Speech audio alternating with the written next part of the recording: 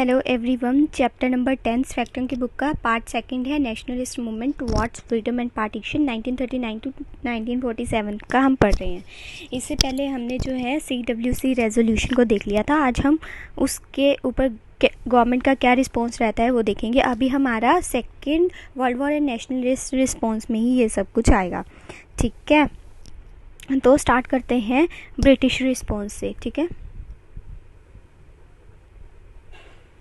British government response, तो government का response obviously negative ही आएगा। वो क्यों सपोर्ट करेंगे इंडियंस को। और जो लिंगलिथगो की जो स्टेटमेंट थी उसने ये बोलने के लिए ट्राई किया था to use the Muslim League and princes against the Congress. तो नेगेटिव रिस्पॉन्स रहा। और लिंगलिथगो जो थे उन्होंने बोला try to use the Muslim League and princes against किसके, कांग्रेस के, ठीक है। उसके बाद it refuse to define the British war AIIMS.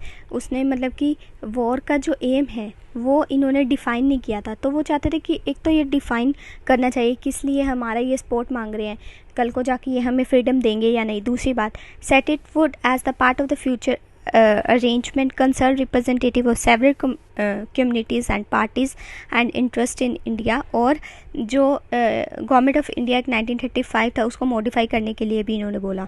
तो इन्होंने बोला कि फ्यूचर एंगेजमेंट जो भी ये कर रहे हैं उसके लिए इनको पूरा एक रोड मैप तैयार करना चाहिए, ठीक है। तो पॉलिसीज़ जो भी आएंगी उसका एक पूरा प्रॉपर स्ट्रक्चर होना चाहिए, ओके। तो नेक्स्ट बात आ जाती है, it would setup a consultative committee भी ये बनाई जानी चाहिए जो कि एडवाइस करेगी कि क्या चीज़ें जो है वो रिक्वायर्ड होनी चाहिए इंडियंस के लिए और क्या चीज़ें नहीं होनी चाहिए। तो कंसल्टेटिव कमेटी की भी बनाने की बात की गई, कंसल्टेटिव कमेटी, ठीक है। उसके बाद गवर्नमेंट हिडन एजेंडा क्या था वो भी अभी देखते हैं हम। एक बार दोबारा से देख लेते हैं कि इसमें क्या क्या था। तो नेगेटिव रिस्पॉन्स रहा था इसका। लिंगलिथगो ने जो क्या करने की कोशिश की थी कि मुस्लिम लीग्स को जो प्रिंसेस थे स्टेट्स के अंदर उसको कांग्रेस के अगेंस्ट में करने की कोशिश की थी। और ये इन्होंने मतलब कि 3 पॉइंट्स गवर्नमेंट ने जो मतलब जिस पे गवर्नमेंट जो है वो फोकस करती थी कि वो एक अपना पूरा एम नहीं बताती थी कि वॉर में किस चीज़ के लिए वो सपोर्ट ले रहे हैं, ठीक है। तो इंडियंस चाहते थे कि हमें पूरा अपना एम बताइए कि किस लिए आप सपोर्ट मांग रहे हैं इंडियंस की, आगे जाके आप हमें फ्रीडम दोगे कि नहीं, सॉरी। उसके बाद जो पॉलिसीज़ वगैरह आप बनाओगे इंडियंस के लिए उसका पूरा एक प्रॉपर स्ट्रक्चर हमें बताइए। और साथ ही साथ में कंसल्टेटिव कमेटी बनाने की बात की जो कि बताएगी कि क्या चीज़ें रिक्वायर्ड होनी चाहिए और क्या चीज़ें नहीं। तो गवर्नमेंट हिडन एजेंडा के बारे में अब बात कर लेते हैं।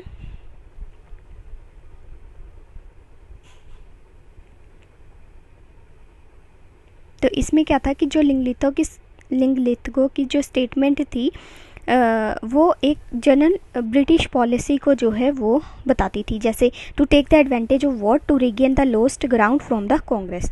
तो वॉर के में वो पार्टिसिपेशन जो था वो इंडियंस का इसलिए मांगते थे कि उनकी जो लॉस्ट टेरिटरी है, ठीक है, उसको रीगेन कर सके।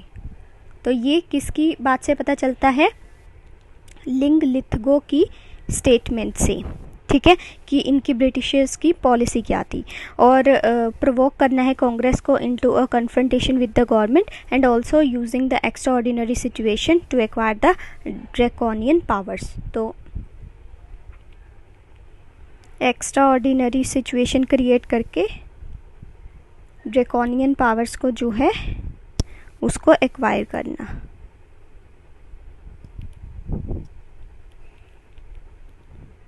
ठीक है। Even before the declaration of the war emergency power had been acquired for the center in respect of the provincial subject by amending the act 1935। उसके बाद जो डिफेंस ऑफ इंडिया ऑर्डिनेंस था वो भी एनफोर्स में लाया गया the day the war was declared. तो ये याद रखेंगे, जब वॉर स्टार्ट हुई थी, वॉर की स्टार्टिंग में आपका डिफेंस ऑफ इंडिया ऑर्डिनेंस ये पूछा जा सकता है। डिफेंस ऑफ इंडिया ऑर्डिनेंस जो है वो कब लाया गया, तो जब वॉर स्टार्ट हुआ था, ठीक है, उसके स्टार्टिंग में ही ये लाया गया। उसके बाद इसने जो है वो रिस्ट्रिक्ट कर दिया थे सिविल लिबर्टीज़ को।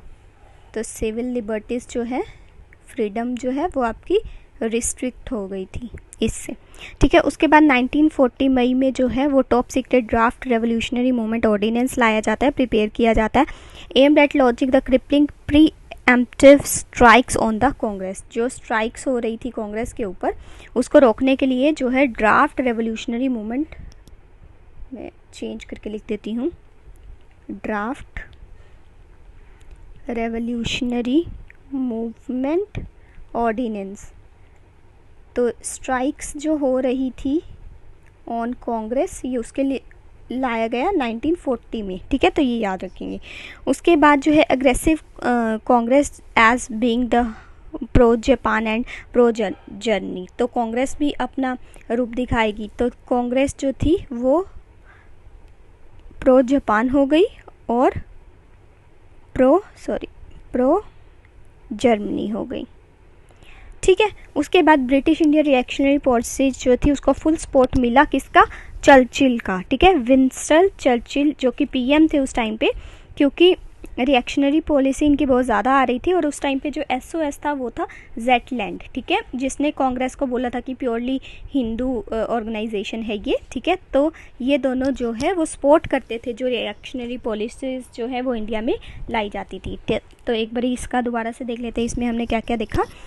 तो गवर्नमेंट हिडन एजेंडा क्या था, ये चाहते थे कि वॉर में जो पार्टिसिपेट हमने जो करवाना है इंडियंस का, बाद में ये हमारे किस काम आएगा कि जो हमने टेरिटरी लॉस कर दी उसको हमने रीगेन करना है। दूसरी बात, जो लिंगलित्को थे उनकी स्टेटमेंट से, मतलब ये किसकी स्टेटमेंट थी, ये लिंगलित्को की स्टेटमेंट थी, और जो एक्स्ट्रा ऑर्डिनरी सिचुएशन क्रिएट करके हमें एक्वायर करनी है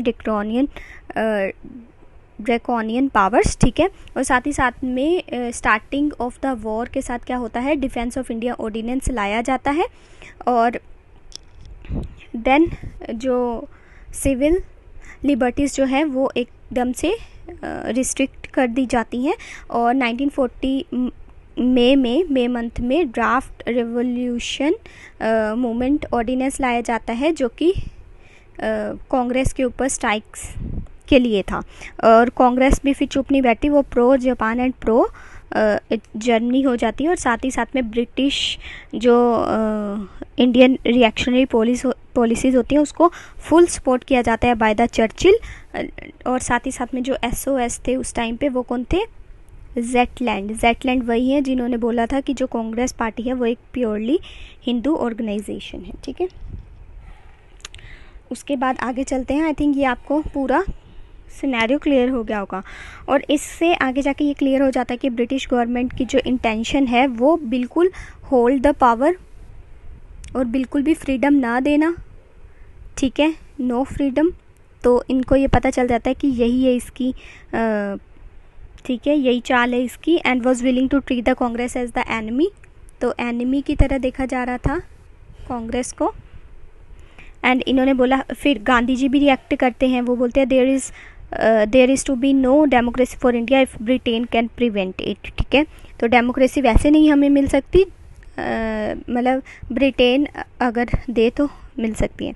and referring to the minorities and other special interest, Gandhi ji said कि Congress will safeguard minority rights, कि जो कांग्रेस है, ये गांधी जी के शब्द थे, कि जो कांग्रेस है वो माइनॉरिटीज़ के राइट्स को बचा के रखती है, और they do not advance claims inconsistent with the India's independence, ठीक है।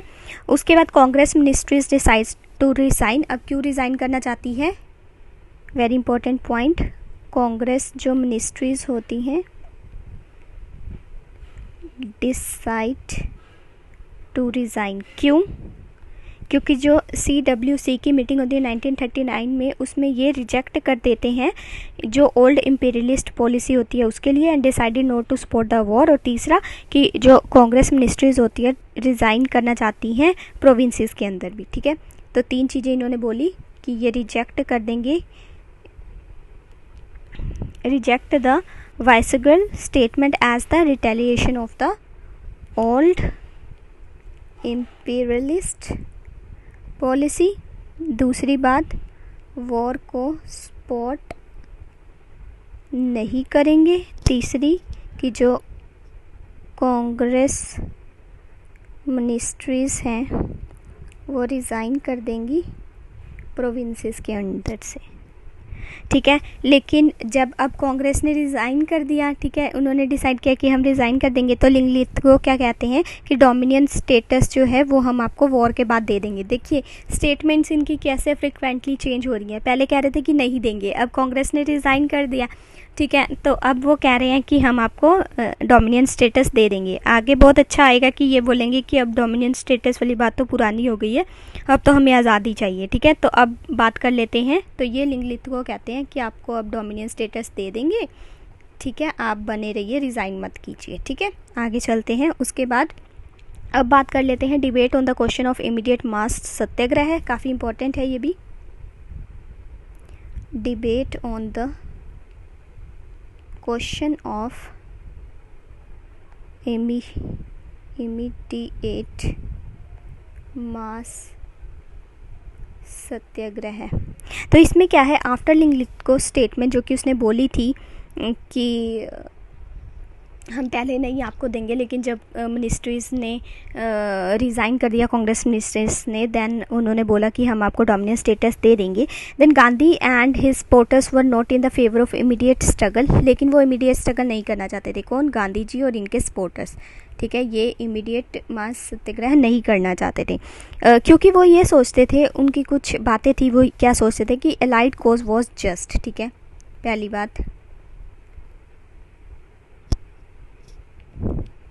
communal sensitivity and the lack of Hindu Muslim unity could result in the communal rights। तो अगर हिंदू एंड मुस्लिम के बीच में ज़्यादा झड़प वगैरह होती है, लैक होता है, मतलब इनकी यूनिटी नहीं रहती, तो कम्युनिटी राइट्स जो है, कम्युनल राइट्स जो है वो हो सकते हैं, ठीक है। उसके बाद masses were not ready for the struggle. अब मासेस ही रेडी नहीं है, मासेस ही रेडी नहीं है स्ट्रगल के लिए, तो स्ट्रगल कैसे होगा। उसके बाद कांग्रेस ऑर्गेनाइजेशन जो थी वो एक ऐसा कंड्यूसिव सा एनवायरनमेंट नहीं प्रोवाइड करवा पा रही थी कि जो मास स्ट्रगल को लीड कर सके। तो नो कंड्यूसिव एटमॉस्फेयर फॉर आपका मास स्ट्रगल, ठीक है। उसके बाद ये 3-4 बातें आप याद रखेंगे इसमें कि गांधी जी एंड ये मास स्ट्रगल फटाफट से नहीं करना चाहते थे इमीडिएट, क्योंकि एलाइड कॉज जो था वॉर का वो जस्ट था, और हिंदू मुस्लिम की जो लैक अगर हो रहा है उनमें, तो इससे क्या हो सकता था, रॉयट्स हो सकते थे, दंगे फसाद हो सकते थे। मासेस भी रेडी नहीं थी स्ट्रगल करने के लिए, और साथ में कंड्यूसिव एनवायरनमेंट जो है वो प्रोवाइड नहीं करवाया जा रहा था for the mass struggle, okay. तो अभी हम इसको क्लियर कर देते हैं, आगे चलते हैं हम।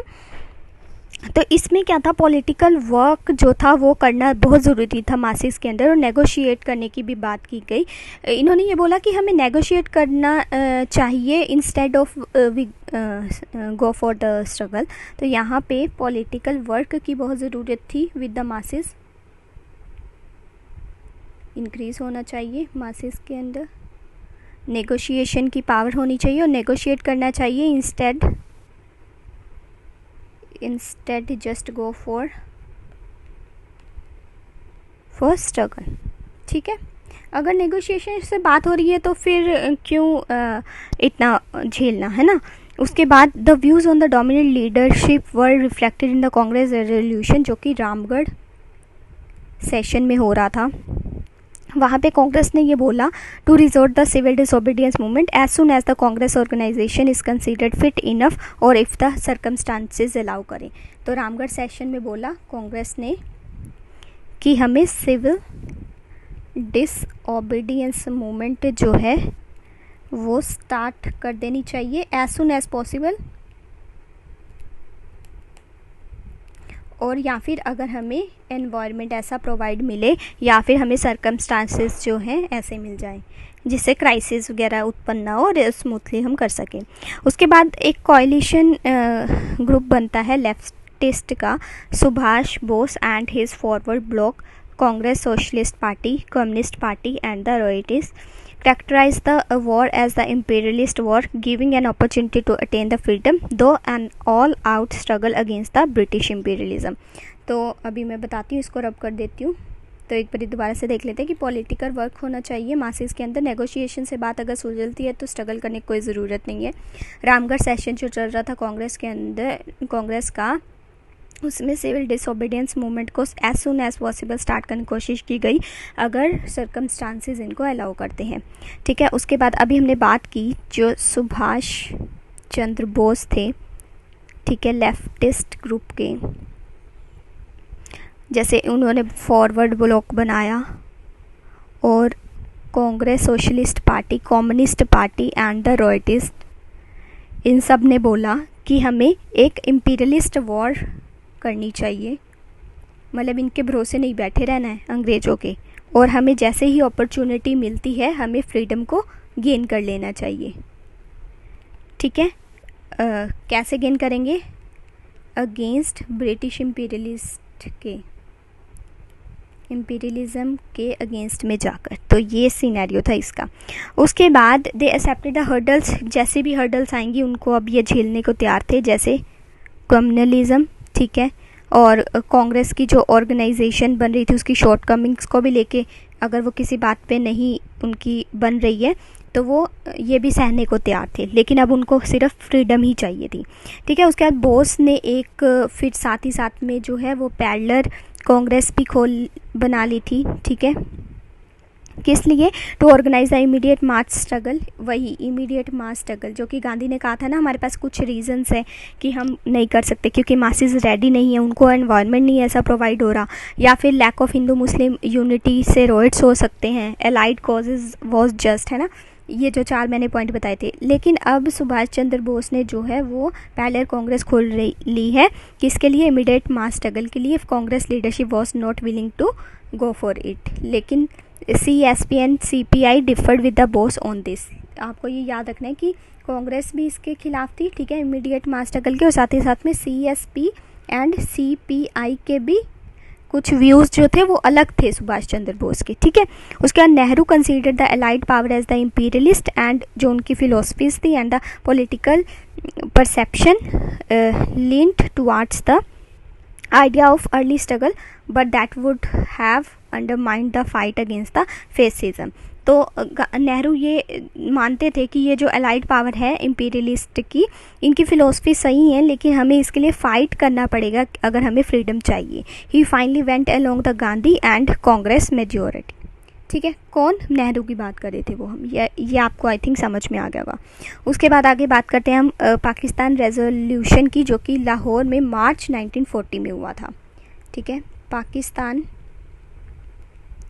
रेजोल्यूशन जो कि लाहौर मार्च 1940 में हुआ था। इसमें मुस्लिम लीग ने ये रेजोल्यूशन को पास किया था for called for grouping of geographical contagious areas where Muslims are in majority. अब ये क्या कहते थे आपको पता होगा, यहाँ पे नॉर्थ वेस्ट फ्रंटियर में और यहाँ पे बांग्लादेश वाले रीजन में यहाँ पे जो थे मुस्लिम्स की मेजोरिटी थी। ठीक है, तो ये चाहते थे कि इनके हिसाब से मतलब जियोग्राफिकली ग्रुपिंग होनी चाहिए। ठीक है, तो ये रेजोल्यूशन किसके द्वारा पास किया गया? मुस्लिम लीग के द्वारा। मुस्लिम लीग पास्ड दिस रेजोल्यूशन, जिसके अंदर इन्होंने बोला कि जियोग्राफिकली कंटेजियस ग्रुपिंग होनी चाहिए। ठीक है, उसके बाद मतलब कि इनको इंडिपेंडेंट बना देना चाहिए, इनको ऑटोनोमस कर देना चाहिए और सॉवरेनिटी इनको देनी चाहिए, और सेफ गार्ड्स होने चाहिए टू द मुस्लिम्स जहाँ इनकी माइनॉरिटी है। ठीक है, अभी हम बात करते हैं अगस्त ऑफर की। ये वाला जो था ये यहीं तक ही था, second world war and nationalist response. अगर क्वेश्चन आ जाता है कि आपको बताना है कि सेकेंड वर्ल्ड वॉर के बाद की क्या सिचुएशन थी और साथ ही साथ में नेशनलिस्ट रिस्पॉन्स क्या रहा है। तो जितने भी मैंने आपको बातें बताई हैं वो आपको इन सब में लिखनी है, यहाँ तक टिल पाक रेजोल्यूशन तक, ठीक है। इसमें आप CWC मीटिंग एट वर्धा की बात करेंगे। CWC मतलब उसमें कौन कौन थे, गांधी, सुभाष चंद्र बोस, नेहरू के क्या व्यूज़ थे, CWC के रेजोल्यूशन में क्या था, गवर्नमेंट का रिस्पॉन्स फिर क्या रहता है CWC रेजोल्यूशन के बाद, गवर्नमेंट हिडन एजेंडा क्या रहता है, ठीक है। और उसके बाद डिबेट क्या चलती है, इमीडिएट मास सत्याग्रह, जिसमें गांधी का क्या व्यू था और सुभाष चंद्र बोस का क्या व्यू था, और फिर पाक रेजोल्यूशन लाहौर में जो हुआ था वो भी आपको बताना है, ठीक है। आगे चलते हैं। ये अगस्त ऑफर हमारा सेकंड टॉपिक है। तो इसमें जो हिटलर था उसको सक्सेस मिल गई थी and the fall of Belgium, Holland and France जो थे वो हो चुके थे, मतलब गिर चुके थे वो, एंड पुट इंग्लैंड जो है एक डिफरेंट कंडीशन में, जो कि ख़राब स्थिति में पहुंच चुका था। तो यहाँ पे हिटलर जो था वो जीत चुका था एक टाइम पे, और fall of Belgium, Holland and France, और जो ब्रिटेन था वो भी एक बुरी कंडीशन में था, ठीक है, बैड कंडीशन में पहुंच चुका था वो भी। To get the Indian cooperation in the war, तो वाइसरॉय ने बोला कि हम जो है अगस्त ऑफर लेके आएंगे, ठीक है, जो कि 1940 में आया। तो इसके अंदर इसने कुछ कंडीशंस दी कि आप हमें वॉर में हेल्प करो, क्योंकि ब्रिटेन की कंडीशन ख़राब हो चुकी है, तो अब ये इंडियन की सपोर्ट मांग रहे हैं। उसके लिए फिर ये कुछ इनको कैंडीज़ वगैरह देंगे कि आप मतलब सपोर्ट करें, और हम आपको क्या क्या देंगे। तो अब वो कैंडीज़ क्या है वो देख लेते हैं हम, ठीक है। तो ये क्या कहते थे कि हम डोमिनियन स्टेटस दे देंगे as the objective for the India, ठीक है। तो किस किस की बात की, ये सभी पॉइंट्स आपको लर्न होने चाहिए। तो डोमिनियन स्टेटस देने की बात की गई, एक्सपैंड करने की बात की गई, वॉइस रॉयस एग्जीक्यूटिव काउंसिल, और सेटअप करने की बात की गई constituent assembly. After the war mainly Indians would decide the constitution, जिसमें ये बोला गया कि इंडियंस ही डिसाइड करेंगे कॉन्स्टिट्यूशन को, ठीक है, according to the social, economic, political conception. और साथ ही साथ में डिफेंस, माइनॉरिटी राइट ट्रीटीज़ जो है वो भी देने की बात की गई इंडियंस को, ठीक है, मतलब उनमें भी रोल मिलेगा। तो डिफेंस, माइनॉरिटी राइट्स ये भी देने की बात की गई, ठीक है। उसके बाद नो फ्यूचर कॉन्स्टिट्यूशन, कोई ऐसा फ्यूचर कॉन्स्टिट्यूशन नहीं बनेगा जिसमें माइनॉरिटीज़ नहीं होगी, ठीक है, और मतलब माइनॉरिटीज़ को लेकर ही, मतलब उनकी बातों को लेकर ही कॉन्स्टिट्यूशन की डेवलपमेंट होगी। ये 4 पॉइंट आपको भूलने नहीं है, याद रखने हैं। उसके बाद कांग्रेस ने, सबसे इम्पॉर्टेंट बात, चेंज कर लेती हूँ पेन, कांग्रेस ने इसे रिजेक्ट कर दिया, नहीं माना। इन्होंने बोला Congress status concept is dead as a door nail, अब ये नहीं चाहिए, अब तो हमें बिल्कुल आज़ादी ही चाहिए, ठीक है। मुस्लिम लीग ने, हालांकि मुस्लिम लीग ने इस वीटो को जो है वो एक्सेप्ट किया, लेकिन उनकी एक कंडीशन थी कि पार्टीशन हो, क्योंकि वही डेडलॉक का एक सोल्यूशन है। तो ये पार्टीशन के साथ इसको एक्सेप्ट करने के लिए तैयार थे। लेकिन इवैल्यूएशन में अगर हम देखें तो फॉर द फर्स्ट टाइम ऐसा कुछ हुआ है कि जो इंडियंस के लिए कॉन्स्टिट्यूशन फ्रेम करने की बात की गई है, या फिर माइनॉरिटीज़ को भी बोला गया है कि वो राइट्स वगैरह देंगे। और वॉइसरॉय की जो एग्जीक्यूटिव काउंसिल है उसका नंबर भी इंक्रीज़ करने को कहा, जो कि पहले 8 थी और अब 12 करने की बात की गई, ठीक है। लेकिन इन्होंने ये बोला ना कि वाइट्स जो हैं आपको ये तो मिल जाएंगे, डिफेंस वगैरह में मिल जाएगा चार्ज, लेकिन जो हाई पोस्ट है वाइट्स जो हैं वो इंचार्ज रहेंगे defence, finance and home ministry में, ठीक है। And also national defence council भी खोली गई with a purely advisory function. तो ये भी याद रखेंगे, नेशनल डिफेंस काउंसिल आपसे पूछा जा सकता है कि ये कब बनाई गई थी, तो ये भी आप याद रखेंगे।